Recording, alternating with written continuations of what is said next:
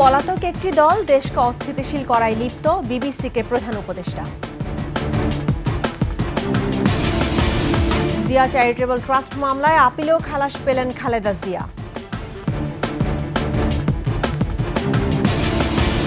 রাজধানীর ভাটারায় আবাসিক হোটেলে আগুন, 4 মরদেহ উদ্ধার।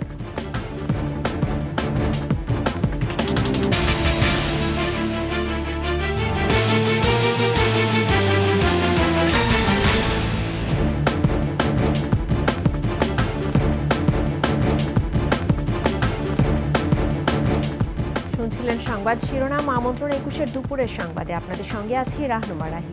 দর্শক, 21 টেলিভিশনের সংবাদ একই সাথে সরাসরি দেখতে পাবেন আমাদের ফেসবুক পেজ www.facebook.com/2124 অনলাইনে। এছাড়া সাবস্ক্রাইব করতে পারেন www.youtube.com/@21etv চ্যানেলে। অন্তর্বর্তী সরকারের ওপর মানুষের আস্থা আছে মন্তব্য করে অন্তর্বর্তী সরকারের প্রধান উপদেষ্টা ডক্টর ইউনূস বলেছেন, একটি পলাতক দল দেশকে অস্থিতিশীল করতে সর্বাত্মক চেষ্টা করছে। বিবিসি বাংলাকে দেয়া সাক্ষাৎকারে এসব কথা বলেন ডক্টর ইউনূস। আফসানা নীলার ডেস্ক রিপোর্ট। অন্তর্বর্তী সরকারের আইন শৃঙ্খলা পরিস্থিতি, সংস্কার, নির্বাচন ও ছাত্রদের নতুন দল গঠন সহ রাজনৈতিক ঘটনাপ্রবাহ নিয়ে বিবিসি বাংলায় কথা বলেন ডক্টর ইউনূস। আওয়ামী লীগ দেশকে ধ্বংসস্তূপে পরিণত করেছে মন্তব্য করে প্রধান উপদেষ্টা বলেন, অন্তর্বর্তী সরকার যখন গঠন হয় তখন তিনি প্রস্তুত ছিলেন না।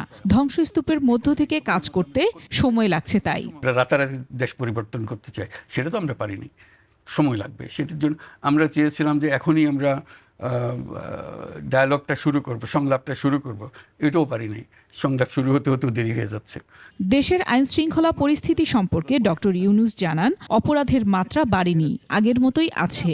তবে নিয়ম শৃঙ্খলার দিকে রওনা হয়েছে দেশ।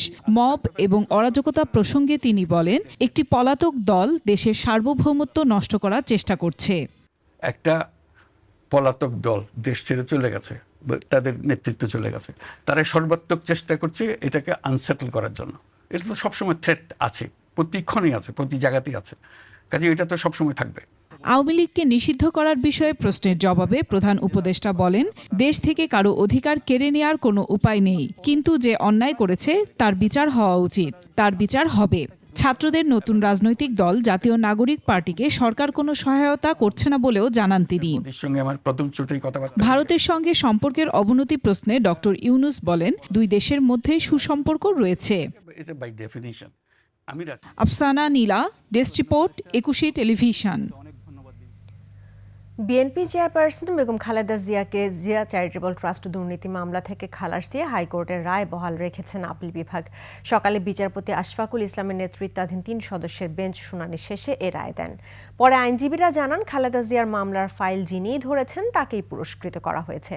এদিকে দুদক বলছে, এ মামলায় ক্ষমতার অপব্যবহার হয়েছে, এটি প্রমাণ করতে পারেনি দুদক। শাকের আরজুর রিপোর্ট, জানাচ্ছেন ফিরোজ হোসেন। জিয়া চ্যারিটেবল ট্রাস্টের নামে অবৈধভাবে 3,15,43,000 টাকার লেনদেনের অভিযোগ এনে খালেদা জিয়া সহ 4 জনের বিরুদ্ধে 2010 সালে মামলা করে দুদক। 2018 সালের 19 অক্টোবর ঢাকার বিশেষ জজ আদালত 5 খালেদা জিয়া সহ 3 আসামিকে 7 বছরের কারাদণ্ড ও জরিমানা করেন। রাজনৈতিক পট পরিবর্তনের পর এই মামলায় গত 27 নভেম্বর খালেদা জিয়াকে খালাস দেন হাইকোর্ট। এরই ধারাবাহিকতায় ওই রায়ের বিরুদ্ধে সম্প্রতি আপিল দায়ের করে দুদক ও রাষ্ট্রপক্ষ। সোমবার শুনানি শেষে হাইকোর্টের দেয়া খালাসের রায় বহাল রাখেন আপিল বিভাগ। 3টি petition for leave to appeal summarily reject করেছে, ডিসমিস করে দিয়েছে, এবং তার মধ্য দিয়ে চূড়ান্তভাবে এই যে খালাস আদেশ যেটি হয়েছে মাননীয় হাইকোর্ট বিভাগের, এটি চূড়ান্তভাবে বহাল থাকলো। রায়ের পর খালেদা জিয়ার আইনজীবীরা জানান, শুধুমাত্র হয়রানি করতেই এ মামলা। বলেন, এ মামলায় 33 জন সাক্ষীর কেউ প্রমাণ করতে পারেনি দুর্নীতি হয়েছে। জিয়া পরিবারের বিরুদ্ধে যে সমস্ত মামলা যে জজই হাত দিয়েছেন সেই জজই পুরস্কারপ্রাপ্ত হয়েছেন। 33 জন সাক্ষীর কেউ এই মামলায় বেগম জিয়া যে এখানে এটা আত্মসাৎ করেছে কেউ প্রমাণ করতে পারেন নাই। রায়ের পর দুদকের আইনজীবী জানান, খালেদা জিয়া ক্ষমতার অপব্যবহার করেছেন, এটি প্রমাণ করতে পারেনি দুদক। যে আইও সাহেব বা এটা তারা জেরায় স্বীকার করে ফেলেছে, এখানে ক্ষমতার কোনো অপব্যবহার করা হয়নি, ক্রিমিনাল মিসকন্ডাক্ট আসেনি, যে কারণে আজকে আপিলগুলো সবই ডিসমিস হয়ে গেছে। BNP chairperson Khaleda Zia Zia orphanage trust এবং জিয়া চ্যারিটেবল ট্রাস্ট দুর্নীতি মামলায় সম্পূর্ণ খালাস পেলেন। খালেদা জিয়ার বিরুদ্ধে আরও 2টি মামলা রয়েছে, একটি হত্যা ও অপরটি বিস্ফোরক মামলা। আওয়ামী লীগ সরকারের পতনের পর মুক্ত হয়ে তিনি বর্তমানে যুক্তরাজ্যে রয়েছেন। ফিরোজ হোসেন, একুশে টেলিভিশন, ঢাকা। সরকারের সদিচ্ছা থাকলে ডিসেম্বর নয় জুনের মধ্যেই নির্বাচন সম্ভব, এমন মন্তব্য করেছেন বিএনপির স্থায়ী কমিটির সদস্য আমির খসরু মাহমুদ চৌধুরী। সকালে জাতীয়তাবাদী কর আইনজীবী ফোরামের সাথে শহীদ প্রেসিডেন্ট জিয়াউর রহমানের সমাধিতে শ্রদ্ধা নিবেদন শেষে এসব কথা বলেন আমির খসরু চৌধুরী।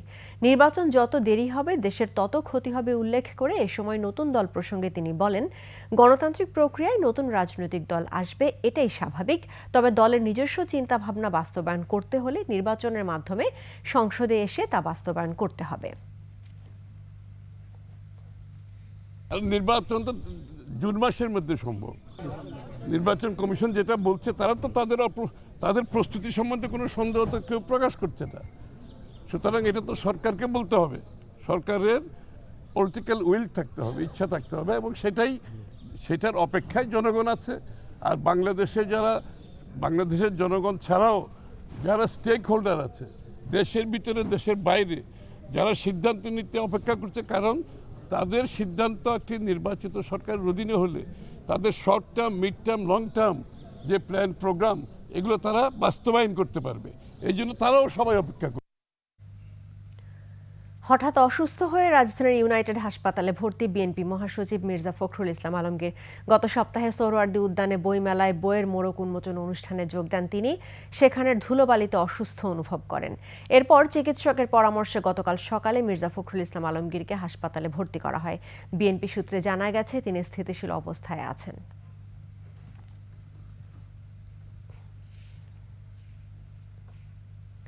রাজধানীর শাহজাদপুরের ভাটারায় 6তলা একটি আবাসিক হোটেলের ভবনে আগুনে 4 জন নিহত হয়েছে।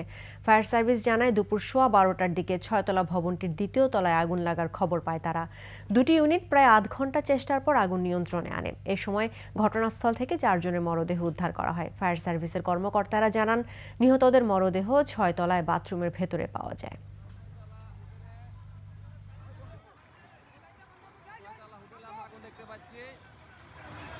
আগুনে কাজ করছি ভিতর দিয়া।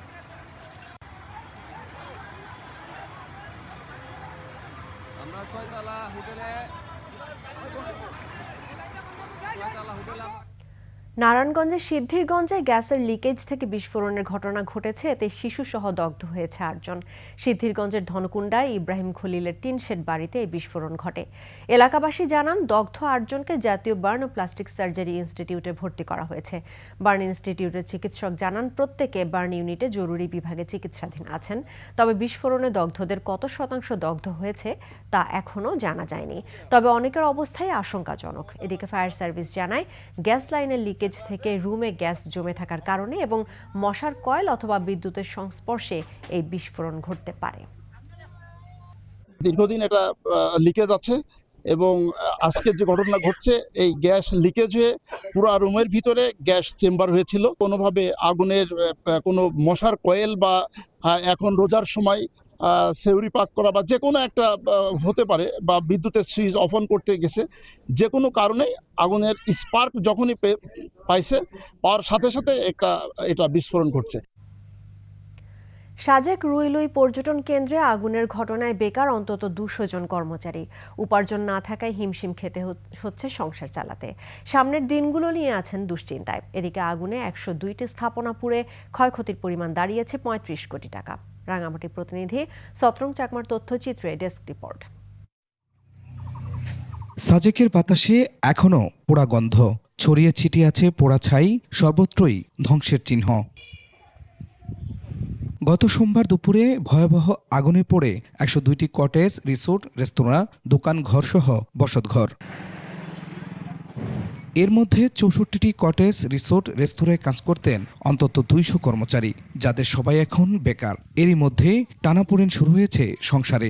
আমাদের এরকম 15-20 জনের স্টাফের ফ্যামিলি চলছে আমাদের এই রেস্টুরেন্ট থেকে। এখন আমাদের এই রেস্টুরেন্ট একদম মাটির সাথে মিশে গেছে। আমাদের কোনো টাকা পয়সাও নাই, হতাশাগ্রস্ত আর কি। এখন আমরা কি করে সময়টা পার করবো, এই সময়টা, এই দুঃসময়টা।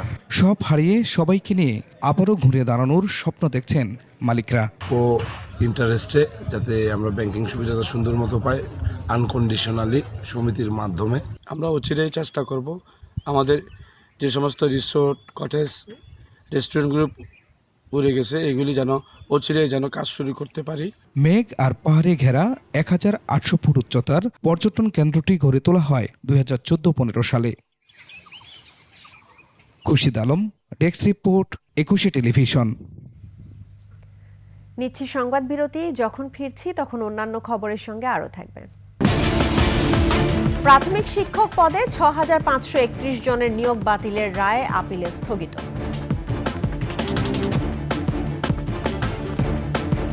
আমন্ত্রণ আবারও দুপুরের 21 সংবাদে। প্রাথমিক বিদ্যালয়ের সহকারী শিক্ষক পদে 6531 জনের নিয়োগ বাতিলের রায় স্থগিত করেছেন আপিল বিভাগ। দুপুরে আপিল বিভাগের জ্যেষ্ঠ বিচারপতি আশফাকুল ইসলামের নেতৃত্বাধীন 3 বিচারপতির বেঞ্চ হাইকোর্টের রায়ের কার্যকারিতা 1 মাসের জন্য স্থগিত করে দেন। সেই সাথে এই রায়ের বিরুদ্ধে আপিল করারও অনুমতি দেওয়া হয়। আপিল বিভাগ প্রশ্ন তোলেন, রায়ের দিন যারা আদালতের দরজায় লাথি মেরেছেন তাদের চিহ্নিত করা দরকার। এর আগে সরকারি প্রাথমিক বিদ্যালয়ের সহকারী শিক্ষক পদে 3য় ধাপে ঢাকা ও চট্টগ্রাম বিভাগে নিয়োগ দিতে 6531 জনের প্রকাশিত ফলাফল বাতিল সংক্রান্ত রায়ের বিরুদ্ধে করা লিভ টু আপিল শুনানির জন্য আজকের দিন ঠিক করা হয়।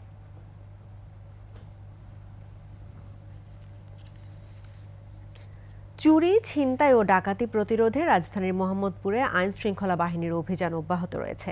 সোমবার রাতে এক ছিনতাইকারীকে গণপিটুনি দেয় এলাকাবাসী। পরে গভীর রাতে অভিযান চালিয়ে বেশ কয়েকজন সন্দেহভাজন ছিনতাইকারীকে মোহাম্মদপুর থানায় সোপর্দ করে সেনাবাহিনী।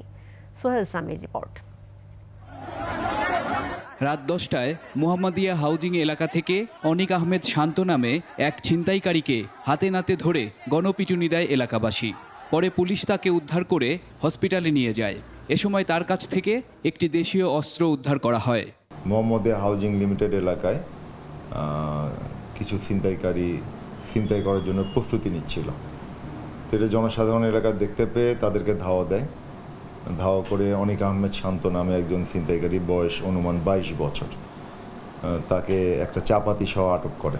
রাত 2টায় আরও 8 থেকে 10 জন সন্দেহভাজন ছিনতাইকারীকে আটক করে সেনাবাহিনী। তাদেরও মোহাম্মদপুর থানায় সোপর্দ করা হয়। সম্প্রতি রাজধানীর মোহাম্মদপুরে ছিনতাই ও ডাকাতির ঘটনা বেড়ে যাওয়ায় আতঙ্কে দিন পার করছেন এলাকাবাসী। তবে পুলিশের দাবি, আইন শৃঙ্খলা বাহিনীর প্রচেষ্টায় সেই প্রবণতা অনেকটাই কমে এসেছে। আমি মনে করি যে এটা দিন দিন ভালো হচ্ছে। সোহেল সামি, 21 টেলিভিশন, ঢাকা। আলাদা সড়ক দুর্ঘটনায় রাজশাহীর গোদাগাড়ী এবং ফরিদপুরের ভাঙ্গায় 4 জনের মৃত্যু হয়েছে। এ সময় আহত হয় 5 জন। পুলিশ জানায়, ভোরে হৃদরোগে আক্রান্ত এক রোগী নিয়ে গোদাগাড়ী থেকে রাজশাহী মেডিকেল কলেজ হাসপাতালে যাচ্ছিল একটি অ্যাম্বুলেন্স। এ সময় রাজশাহী চাঁপাইনবাবগঞ্জ মহাসড়কের রাজাবাড়ি বিজিবি চেকপোস্টের কাছে ট্রাকের সঙ্গে অ্যাম্বুলেন্সের সংঘর্ষ হয়। এতে অ্যাম্বুলেন্সটি দুমড়ে মুচড়ে যায় এবং ঘটনাস্থলে চালকসহ 3 জন মারা যান। এ ঘটনায় আহত 3 জনকে উদ্ধার করে রাজশাহী মেডিকেল কলেজ হাসপাতালে পাঠানো হয়। ফরিদপুরের মধুখালীতে মোটরসাইকেল দুর্ঘটনায় এক তরমুজ ব্যবসায়ী নিহত হয়েছেন। পুলিশ জানায়, ঢাকা খুলনা মহাসড়কে দাঁড়িয়ে থাকে একটি লরির পেছনে দ্রুতগতির মোটরসাইকেল নিয়ন্ত্রণ হারিয়ে ধাক্কা দেয়। এতে ঘটনাস্থলে মোটরসাইকেল আরোহীর আব্দুল মতিনের মৃত্যু হয়। গাজীপুরের ভোগরাতে প্যানারোমা অ্যাপারেন্স কারখানাতে শ্রমিক অসন্তোষের জেরে কারখানার একটি গাড়িতে আগুন ধরিয়ে দেয় বিক্ষুব্ধ শ্রমিকেরা। এ সময় শ্রমিকেরা ঢাকা ময়মনসিংহ মহাসড়ক প্রায় 1.5 ঘন্টা অবরোধ করে রাখে। শ্রমিকরা জানায়, গতকাল ওই কারখানার একজন শ্রমিক ছাদ থেকে লাফ দিয়ে আত্মহত্যা করে। এই ঘটনার জেরে সকালে বিক্ষুব্ধ শ্রমিকরা কারখানায় এসে কাজ বন্ধ করে মহাসড়কের পাশে অবস্থান নেয়। পরে তারা ঢাকা ময়মনসিংহ মহাসড়ক অবরোধ শুরু করে। এ সময় বিক্ষুব্ধ শ্রমিকেরা কারখানার একটি মিনি ট্রাক ও বেশ কয়েকটি মোটরসাইকেলে আগুন ধরিয়ে দেয়। খবর পেয়ে শিল্প পুলিশ ঘটনাস্থলে গিয়ে পরিস্থিতি নিয়ন্ত্রণ করে। গাজীপুর শিল্প পুলিশের পুলিশ সুপার AKM জহিরুল ইসলাম জানান, শ্রমিক অসন্তোষের জেরে আশেপাশের কয়েকটি কারখানায় আজ ছুটি ঘোষণা করা হয়েছে।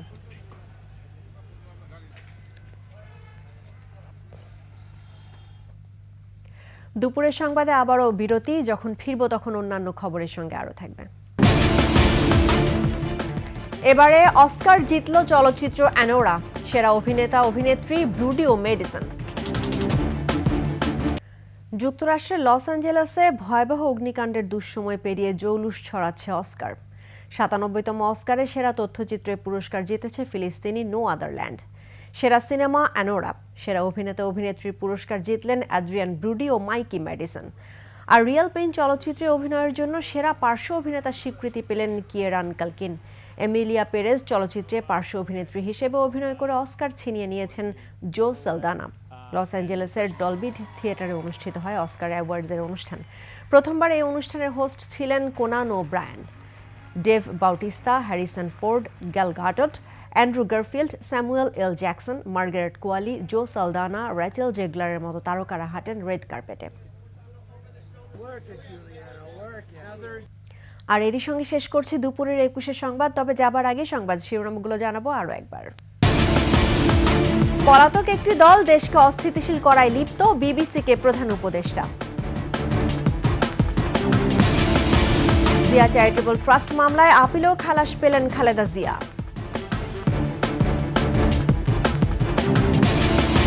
রাজধানীর ভাটারায় আবাসিক হোটেলে আগুন, ৪ মরদেহ উদ্ধার।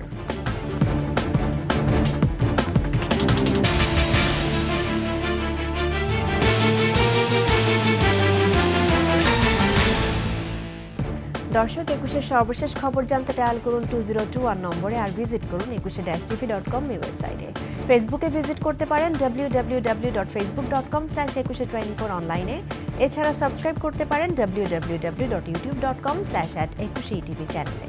এতক্ষণ সঙ্গে থাকার জন্য ধন্যবাদ। আমাদের পরবর্তী সংবাদ বিকেল ৪টায় দেখার আমন্ত্রণ রইল। ২১-এর সঙ্গেই থাকুন।